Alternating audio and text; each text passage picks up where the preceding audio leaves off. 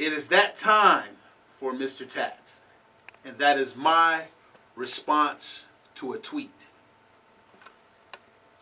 And today's tweet is pretty interesting. It says, Phil, how can you have this perspective and share it so easy as you do? How can I have this perspective and share it so easy as I do? I appreciate that question. Well, here's my response. If you look at it from this standpoint, say for instance you want to be a professional basketball player, or a professional football player, or a professional anything. You want to get compensated for it, you want to be inspiring, you want to go out there and you want to do your best. So if I want to be a professional basketball player, I need to learn first the fundamentals of basketball. I have to be encouraged that I might possibly have a shot at this thing. But I got to learn and I got to practice.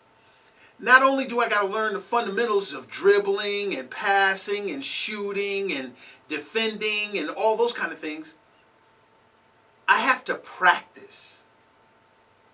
I have to practice and practice and practice. I have to also understand that even though it might be interesting to me, it still might not be the thing that I'm called to do. So I got to keep an open mind of how difficult it may be. I got to have a spirit of not giving up. I got to try hard. I got to try real hard.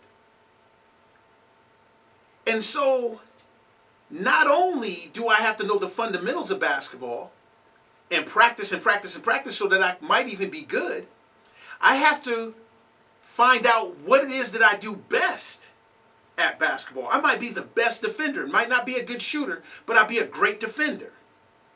Might be a great shooter, but I'm a horrible defender. I have to be honest with myself about the things that I'm good at and the things that I'm not so good at. And I have to want to get better at the things that I'm not so good at. At the same time, excel in the things that I'm great at.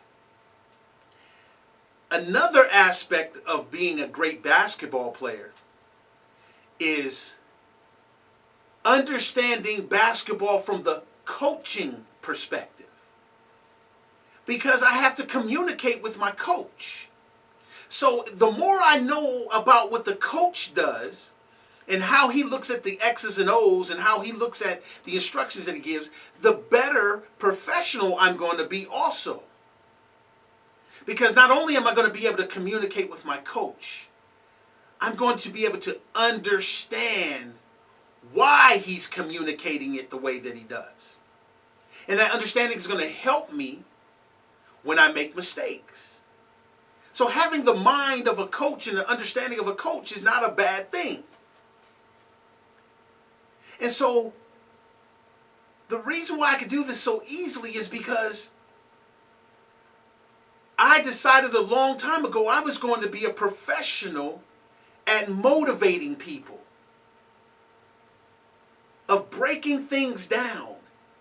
Not only the things that you see, but the things that you don't see. Not only the things that you hear, but the things you don't hear. And so what makes it easy for me is because I know what my calling is. I know what my purpose is. There are other people that's out there that's very intelligent and they're very good at what they do. But I try to take this thing to a whole different level, and I want to do what my father called me to do. I don't want to get overly religious on you guys or nothing like that. I make mistakes too, just like anyone else. How can I even use this question that's asked of me to translate that into what is happening now? Black Lives Matter, the liberals, and all these kind of things. See, for the life of me, I don't... Well, I get it. I understand it. Let me back that up. The Black Lives Matter people, the difference is is I'm trying to function the agenda that God has given me. Helping humanity.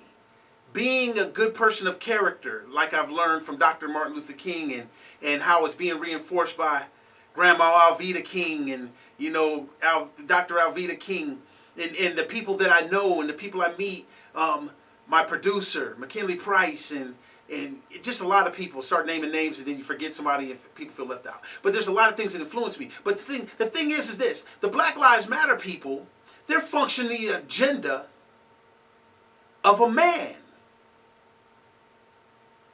of a human being. That's the agenda that they're functioning. And see, the thing is this. The unfortunate side is they're becoming professionals at defending criminal acts under the guises of Black Lives Matter. They're becoming professional at it. They're being paid to do it. Because it's such a selfish and narrow-minded approach to it, it's not getting the response that they thought from the street level. But from the agenda level, it's getting an overwhelming response, just like they've been planning. See, the liberals and the people that have this agenda behind these kind of movements, they want control. They want slavery again. And this time, they want the consensus of the world, unlike slavery back in the day. See, slavery back in the day didn't have an American consensus. The people up north didn't like what was going on down south. That was the creation of the Civil War. And so what these liberals think in their brilliancy, they think that they're learning how to adjust and they're looking for a worldwide consensus. So that this time when they implement slavery on the people that they think are subservient to them, they're going to have the world to support them. And so in order for that to take place, they have to have black people appear to be uncontrollable. You give them an inch, they take 60 miles. You give them a gun, not only do they kill themselves, but they'll come up and kill law enforcement. They have to position them to look so out of control, the only thing that will get them back in control is slavery. That's the difference.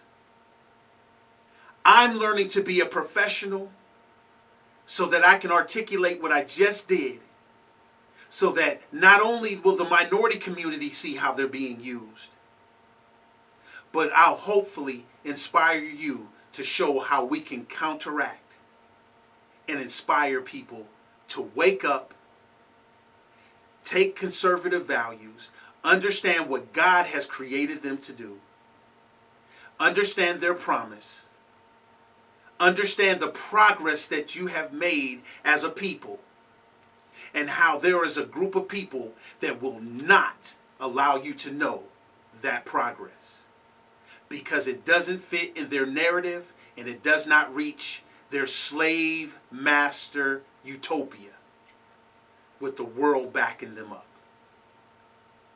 Hey, that's my response to this tweet on the Phil Williams Show.